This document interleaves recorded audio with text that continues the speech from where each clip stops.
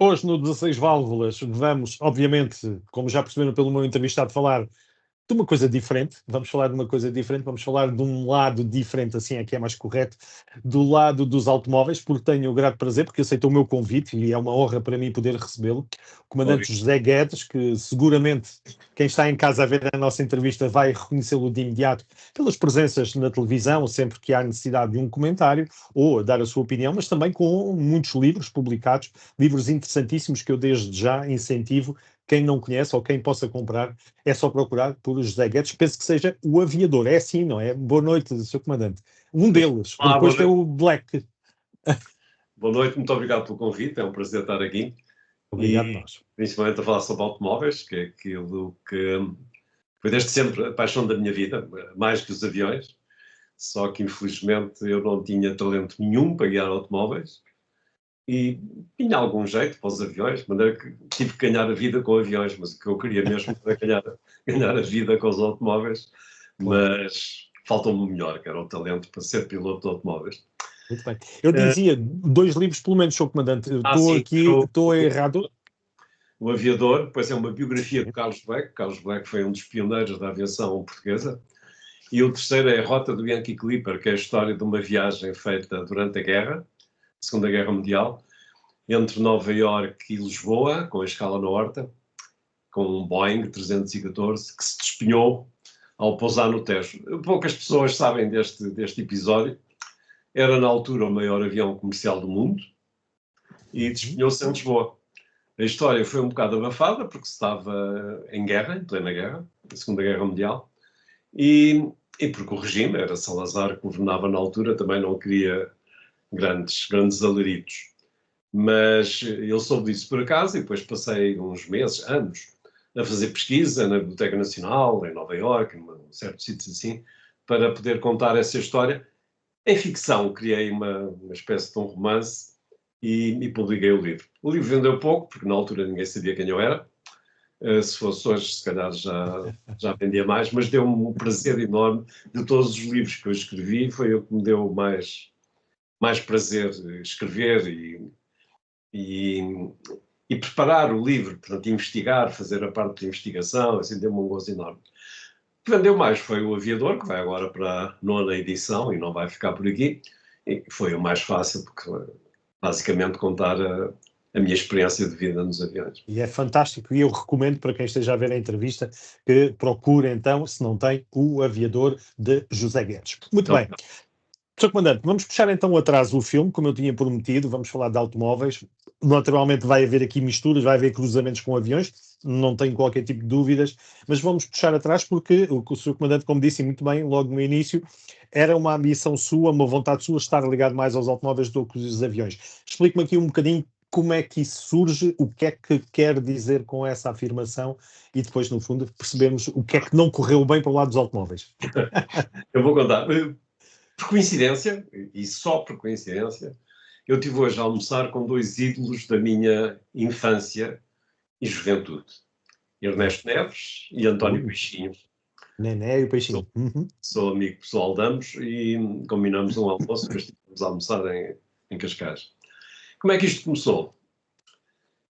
Eu cresci em Vila do Conde, hoje é cidade, na altura era vila, onde existia um circuito automóvel durante décadas. Fantástico. Perigoso, e muito perigoso. Era uma das grandes provas automobilísticas de Portugal e era o acontecimento do ano em Vila do Conde. O acontecimento desportivo, o acontecimento social, durante uma semana aquilo transformava Vila do Conde. E a minha casa ficava no circuito. Nós tínhamos uma pequena moradia dos meus pais, onde eu morava, e ficava mesmo em circuito. A pista, se vamos chamar a pista, porque era um circuito urbano, passava à minha porta. De forma que eu cresci a ver corridas de automóveis. Eu vi o Vasco Sameiro, o Casimiro de Oliveira, o Dom Fernando Mascarenhas. E depois esta geração, quando apareceu o António Peixinho, o Ernesto Neves, o Carlos Gaspar, o Carlos Santos.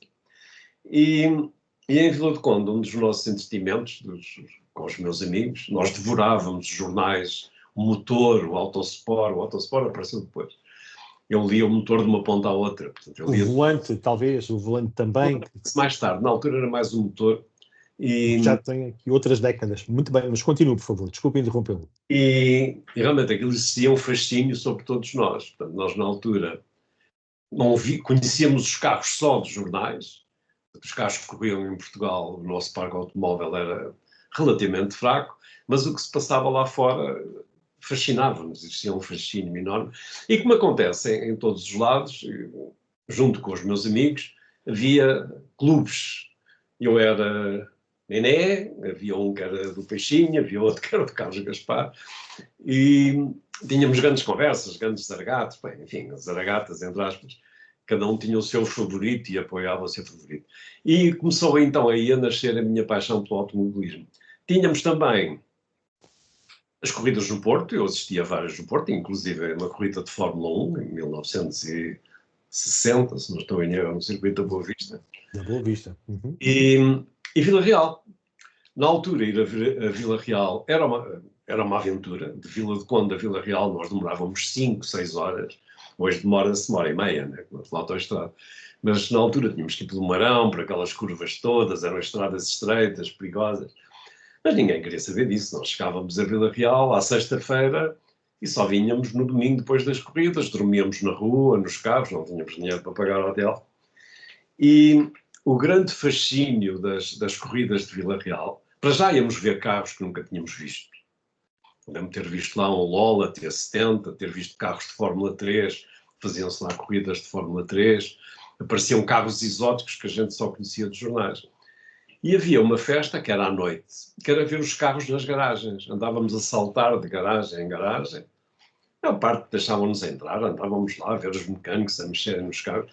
Um fascínio, uma coisa absolutamente fascinante. Dava-nos um gozo, não queríamos saber de rigorosamente mais nada. E então eu cresci com essa enorme paixão pelos automóveis. Obviamente eu não tinha dinheiro para comprar um carro, tinha os meus sonhos, mas o meu sonho da altura era um dia ser piloto. Cedo reparei que não tinha um talento por aí além, aliás não tinha talento nenhum para guiar, não era para ir além, porque tinha uma coisa que depois me deu jeito nos aviões, que era bom senso. E eu acho que para ser piloto de automóveis é preciso às vezes arriscar, portanto ir para além da explorar os limites. Exatamente, encontrar os limites, só se sabe se está a andar depressa quando se ultrapassa os limites. E é preciso às vezes cometer alguns excessos. Isso nos aviões não pode acontecer. Portanto, os aviões, eu acho que tinha de facto o perfil para os aviões, porque me faltava essa faceta do risco, de explorar os limites, deixa lá ver quando é que isto sai da estrada, quando é que está uma cambalhota, eu não chegava aí. E via os meus amigos e aqueles que eu admirava a fazerem isso, e a terem um controle sobre o automóvel que eu nem por sombras teria. Mas havia também esse fator psicológico, portanto eu não fui feito para arriscar, para correr riscos. É muito bom para os aviões, mas é muito mau para os automóveis. Em alternativa, decidi estudar engenharia. Não acabei o curso, depois aconteceram uma série de peripécias, apareceram os aviões e assim, mas o objetivo era procurar um refúgio na engenharia para continuar ligado aos automóveis. Entretanto, eu não posso mostrar, mas tenho aqui à minha frente um armário com 400 e tal Dinky Toys, que eram os carros que eu comprava, escala 1,43, os Dinky Toys mesmo, a sua geração, se calhar Corgi também, marca Corgi. São preciosos, os Dinky Toys são os mais... Eu sou mais para a geração do Corgi. E Matchbox, os Matchbox. Estamos a falar de carros dos anos 50, que eu comprava nos anos 50, né? Custavam 20 escudos, não estou em erro. E eu tenho aqueles com que brinquei, porque depois fechei-os e resistiram. Eu só tive filhas, tive essa vantagem, portanto, e agora tenho netos, mas o armário está fechado, eles não chegam aos netos. Portanto, a coleção tem resistido ao longo... Já agora, permita-me só essa nota pessoal. Eu também tinha, da parte do meu pai, essa liberdade, mas eram os chamados não mexe. E eram uns carros que eu só podia olhar para eles lá no topo, lá de uma bancada, mas não lhe podia mexer, porque eram mesmo os não mexe, para conseguir continuar. Não, fechados, que é para não mexerem mesmo. Exatamente. E, portanto, eu vivi toda a vida com essa paixão e... Mas com o conduzir, Sr. Comandante, deixe-me interromper o seu raciocínio e perguntar que uma coisa é gostar, outra coisa é ver, e outra coisa é estar dentro do carro e dizer assim, não, eu agora que já dei aqui uma volta ao circuito, percebo que não tenho vontade, ou não tenho jeito, apesar da minha vontade. Chegou a acontecer isso? Fiz alguns rallies amadores, organizados por amigos e assim. E depois tive o privilégio, tive e tenho um amigo, antes da geração posterior ao Nené e ao Peixinho, que é o António Rodrigues. O António Rodrigues, que foi campeão nacional, já é da década de 80. Ele foi casado com uma prima minha e nós éramos muito próximos. E como ele sabia que eu gostava muito de automóveis, eu na altura morava no Linhó, que é ao lado do autódromo. Morava a 2 passos do autódromo. E ele às vezes vinha para cá, vinha treinar ou vinha correr, e assim. Ia lá para a minha casa. E às vezes pedia-me para ir guiar. Olha, tenho ali um motor para rodar, não podes passar das 4.000 rotações, ou qualquer. Eu ficava encantado, né?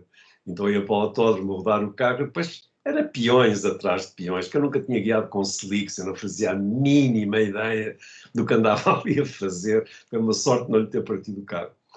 E nessa altura, ele tinha um Volvo de... Eu não me lembro o modelo, se era 144, acima, todo artilhado. Havia 2 em Portugal, que era um dele e outro... Categoria 2 é avião, mas grupo 2. Grupo 2, sim, possivelmente. Completamente artilhado. E do Campeonato Europeu de Turismo, na altura, e assim. Aquilo só tinha um lugar.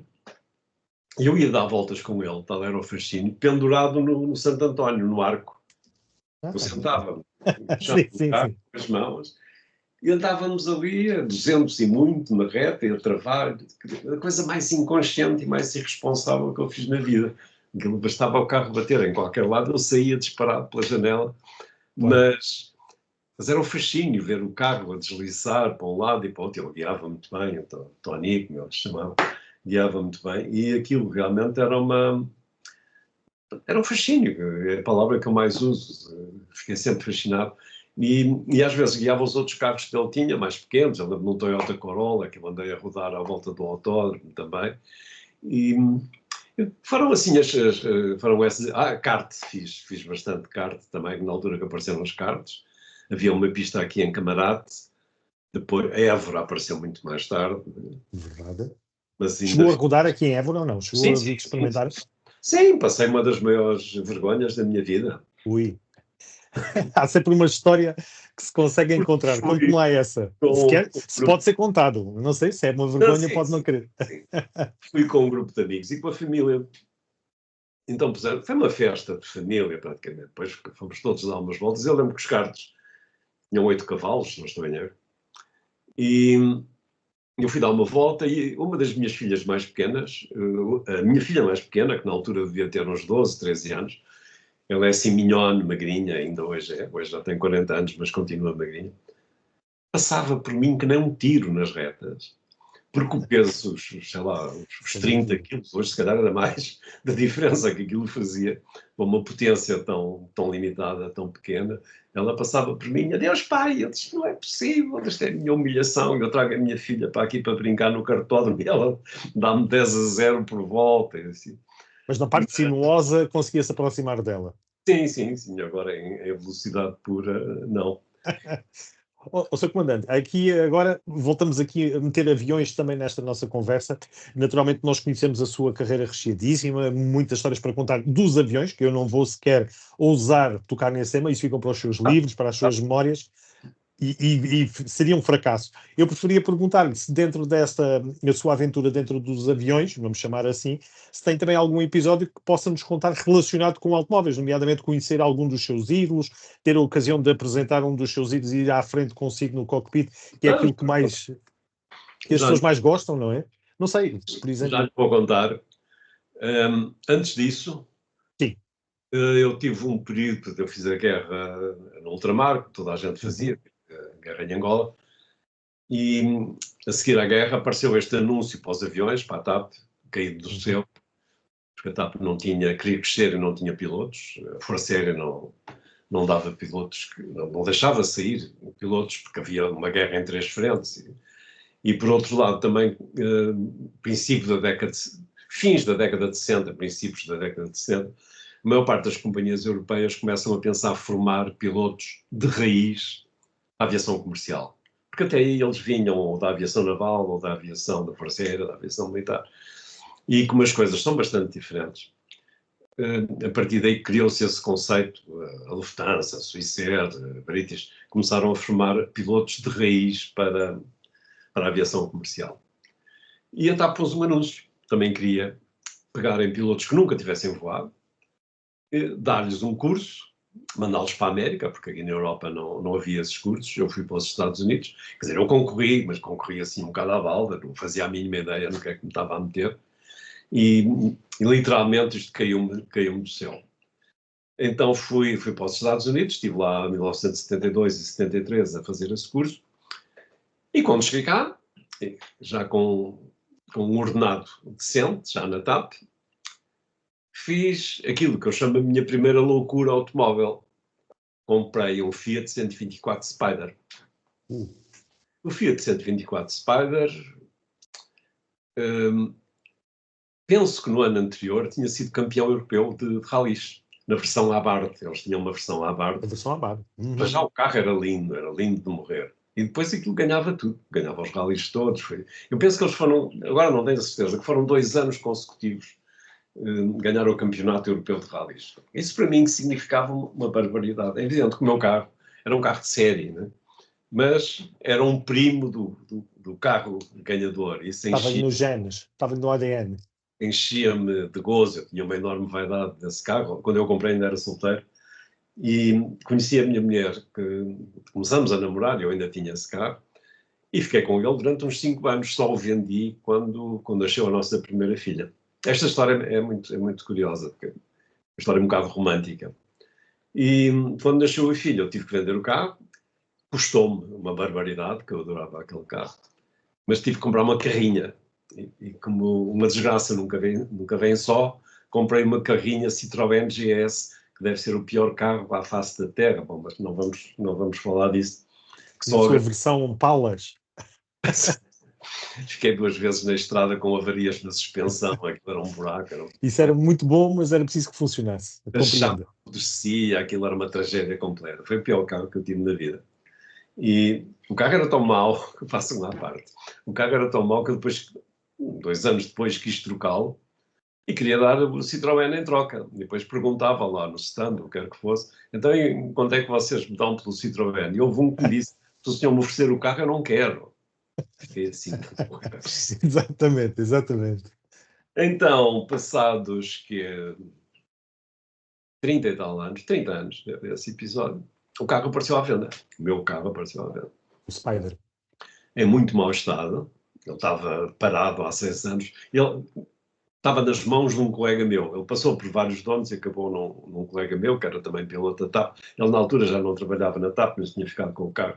E o carro estava a apodrecer lá na garagem. E ele um dia telefonou-me e disse, olha, tenho aqui um carro que foi teu. Não estarás interessado? Eu fui logo a correr, ver o carro. Meti-o num reboque do ACP, trouxe-o para aqui. Depois andei uns anos aí a recuperá-lo e hoje está connosco e está aí pronto para as voltas. Não é o melhor carro do mundo, é italiano, tem aquelas manias todas que nós sabemos. Foi fácil arranjar peças ou o mercado... Muito fácil. Muito bem. Muito fácil. Há um escritório, uma loja, quer que seja no Porto. No Porto não, em Penafiel, ali perto do Porto, que trata só de importações de peças de carros italianos, Alfa Romeos, Fiat, dessa época, de maneira que arranja-se tudo. É tudo, quase tudo feito agora, não são peças originais, mas que satisfazem completamente. O outro, eu tenho um Porsche 356, que é a menina dos meus olhos. Como é que isto aconteceu? Em Vila de Conde, eu via os Porsche 356 correrem, quer nos circuitos, quer nos rallies. O Porsche 356 é mais um carro de rally, mas também fez muita velocidade. Chegou a ganhar alemã na classe. E havia um vizinho meu que tinha 2, um vizinho muito rico, dos textos. Toda a vida fiquei fascinado por aquele carro. Só que era um sonho inatingível. Nunca lá conseguiria chegar. O carro na altura era caríssimo, eu não tinha dinheiro nem para mandar cantar um seco. Só que, entretanto, meteu-se esta aventura dos aviões. E um pouco antes de eu chegar à idade da reforma, as minhas filhas já tinham os cursos, já tinham acabado os cursos, a minha mulher já tinha a casa dos seus sonhos, e eu disse, está na altura, eu ter um prémio de Pensar carreira em si, exatamente. para mim. Então agora vou passar à reforma daqui a 3 ou 4 anos. E então descobri este carro à venda na Alemanha. E comprei-o, ele veio para Portugal, foi todo restaurado na Alemanha, muito bem restaurado. E tenho há 20 anos, entretanto reformei-me, passei à reforma. Fundei o clube Porsche 356 Portugal, sou um dos fundadores. Éramos 3 que fundamos o clube. Fui presidente do clube também durante uns anos. Organizei uma concentração mundial aqui, no Estoril. Vieram 200 carros da Europa, dos Estados Unidos, da Ásia, da Austrália, vendo carros de todo o mundo. Foi uma perfeita loucura. E viajei pela Europa, fiz ralis na Europa. A minha mulher, que era professora, entretanto, também se reformou. E foi uma fase muito, muito boa da nossa vida e continua a ser. Fiz as 500 milhas do ACP várias vezes, fiz N ralis cá em Portugal, ralis mais de provas de regularidade e assim, e muitos passeios. E realmente o carro é fantástico. Eu nunca tive um problema sério com o Porsche. Com o Fiat já tive vários. A Mas escola Volkswagen. a qualidade de construção dos Porsche e o próprio conceito de engenharia, a forma como o meu carro foi desenvolvido, que é realmente de uma fiabilidade e de uma qualidade que supera tudo o resto. Há quem diga, eu como disse, eu fui presidente do clube, eu lia quase tudo o que se escrevia sobre os Porsche 356. E há muito boa gente, muito bons entendidos, que dizem que o Porsche 356 que é o melhor Porsche de sempre. Uhum. Obviamente temos que o colocar na sua época, mas a revolução que ele trouxe do ponto de vista da engenharia, de concepção, da aerodinâmica. Este carro tem uma aerodinâmica. Na altura não havia túneis de vento. Claro. É uma coisa fantástica. Hoje em dia os carros vão para um túnel de vento e fazem-se ali as correções todas. Aliás, sabemos que na Fórmula 1 nada funciona sem aerodinâmica, não, que faz a diferença. Uma coisinha deste tamanho faz uma diferença total. A aerodinâmica faz a diferença toda. E o senhor Porsche consegue conceber um carro que, mais tarde, 20 ou 30 anos depois, é levado a um túnel de vento e dá resultados espantosos, 0,20 e tal, portanto, um coeficiente de penetração baixíssimo, o que é uma das razões que explicam o sucesso desportivo que o carro teve. Sem Um dúvida carro nenhuma. leve, e é um carro muito leve, muito fácil de guiar, embora tenha a tração traseira, tem um bocado de cuidado com os limites, e com uma aerodinâmica fantástica. Apuradíssima, apuradíssima.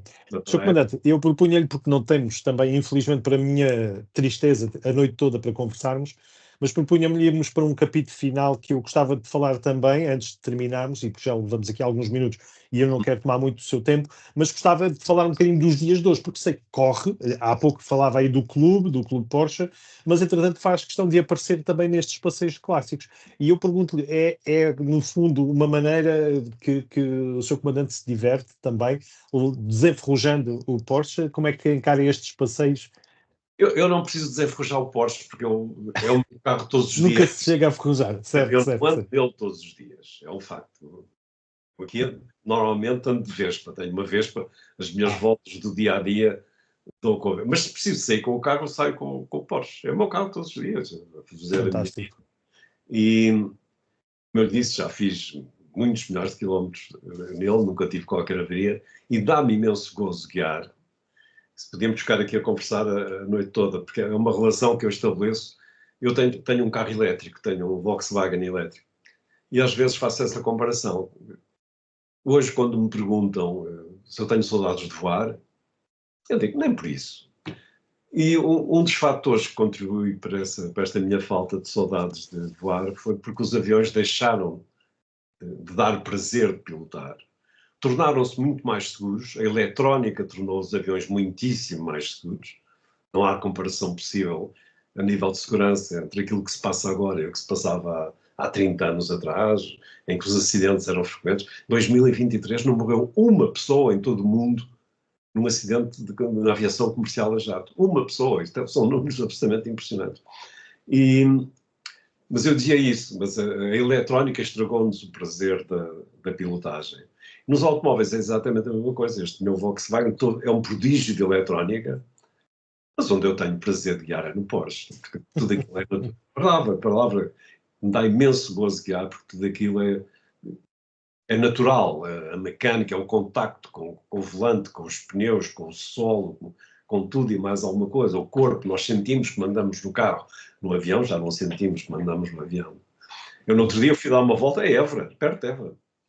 Um amigo meu comprou um avião dos anos 50, uma Piper Cub, que era um avião de instrução, e convidou-me para dar uma volta. Eu agarrei a oportunidade com duas mãos. Um avião mais artesanal possível, com carros e rodanas e pé. Um gozo infantil. Eu parecia uma criança com o carro. Portanto, existe também esse fator. Eu hoje tenho prazer de pilotar o carro, como tenho prazer, embora poucas vezes, de pilotar aviões antigos, porque a tecnologia, tornando os aviões e os automóveis muitíssimo mais seguros, acabam por nos tirar o prazer de pilotar. Eu hoje tenho este pessoal. que me chama nomes, se eu não fizer pisca para a esquerda ou para a direita, ele começa a apitar, é chatice. Depois quando se aproxima do carro, vai à frente, mete travões, faz uma série de coisas sem a gente ver.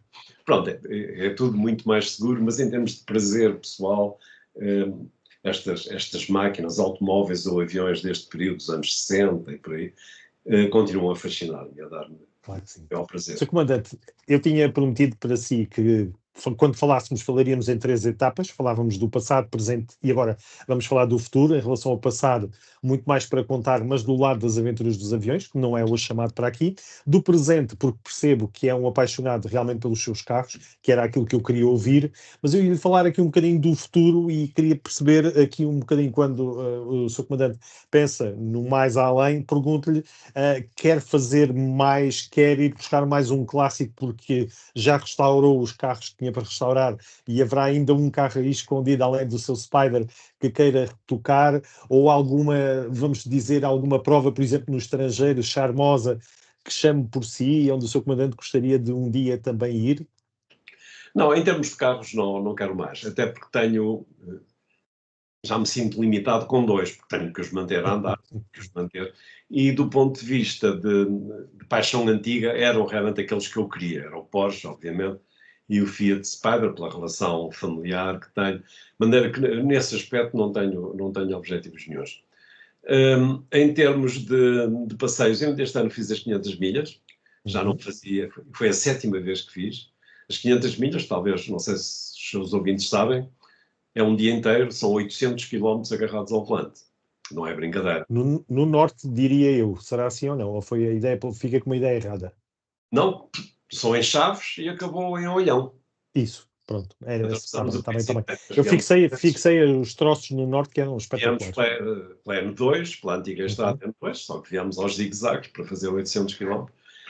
Foi mais um desafio a mim próprio, a perguntar, será que eu nesta idade ainda aguento? A gente chega a uma altura da vida que começa a ter dúvidas e justificadas em relação a isso. Mas aguentei muito bem, o carro aguentou muitíssimo bem, portanto aí não tive problemas. Perguntou-me se havia provas que eu gostava de participar. Claro que havia. As 1000 milha, por exemplo, eu adorava participar. Mas está completamente fora de questão. Para já porque o meu carro não é elegível. Eles só aceitam carros produzidos até 1955. Foi a última edição das 1000 milhas. E estou a falar das 1000 milhas italianas, da Brescia. Exato, 1000 milha, sim. E o seu é de que ano? Faltava-me esse detalhe do seu Porsche? O Porsche é de 63 e o Fiat 63. Portanto, isso está fora de questão. Além disso, mesmo que tivesse um carro da época, a lista de espera é de anos, portanto, não... Mas era a única que me apetecia. Eu fui alemã, às 24 horas clássicas, com este carro. Fui por terra, fui a guiar até Alemã, 2 dias Como de viagem. antigamente. Antigamente não havia cá essas coisas de transporte, levavam-se os carros a rodar. E fiz isso. Mas não, neste momento não tenho objetivos. O meu objetivo é manter o carro e continuar a dar os meus passeios. Saio com ele 2, 3 vezes por semana, nesse aspecto, ele não vai enferrujar nunca. E tenho um grupo de amigos, de vez em quando fazemos aí umas passeatas, uns almoços, umas coisas assim. Em família, com as nossas mulheres, juntamos todos. Claro. Mas assim, objetivos não tenho. fica desde já convidado, Sr. Comandante, uma visita à Évora com mais tempo e voltamos a falar e aí com mais detalhes. Da minha parte, a única curiosidade que tenho, e vou terminar por aqui, tem a ver com a competição automóvel. O que é que está a acompanhar hoje em dia? Hoje em dia já não vão haver corridas aí no seu quintal, vamos dizer assim, mas com certeza que continua a acompanha aqui mais rallies, acompanha mais Fórmula 1. Fórmula 1? Sou um fã da Fórmula 1, estou bastante bem as corridas todas, interessa-me que se escreve sobre a Fórmula 1 e acho que a Fórmula 1, que era muito chata há um ano atrás ou 2 anos atrás, agora está mais competitiva. Portanto, este ano já houve 5 ou 6 pilotos diferentes a ganhar, portanto a coisa está a ficar mais interessante. Interessa-me também a parte técnica da Fórmula 1, que é realmente fascinante. E o resto, rallies não acompanho, e as provas também que se fazem cá em Portugal também já não. O circuito Vila Real, e assim, acho que aquilo que perdeu a graça já não tem nada a ver com aquilo que eu conhecia. Às vezes convidam-me para ir lá, mas eu confesso que não tenho. Já não me identifico, né, com os carros, né, com os pilotos, assim, mas identifico então, com a Fórmula 1. como maneira de terminarmos, fica desde já um desafio, e poderemos falar em mais detalhes sobre isso, mas fica o desafio aí bem perto de si, no próximo dia 5 de outubro, no fim de semana, 5 e 6 de outubro, vão estar em Portugal, neste caso, os Estoril Classics, que vão trazer carros de todas as temporadas, e eu tenho a certeza que o Sr. Comandante vai gostar daquilo que vai encontrar, vai haver lá modelos antigos, seja do tempo do seu ou mesmo anteriores, e seguramente muito anteriores em relação ao seu. Eu vou estar fora do país nessa altura. Pronto, uma lástima. Senão iria aproveitar seguramente esse passeio, que iria gostar. Sr. Comandante, da minha parte, agradecer mais uma vez a sua disponibilidade, a sua simpatia, e vamos continuar em contacto e vamos mantendo um contacto regular. Muito obrigado, uma boa noite, Sr. Comandante, e muitos parabéns pela sua carreira fantástica. Obrigado, uma boa noite. Obrigado.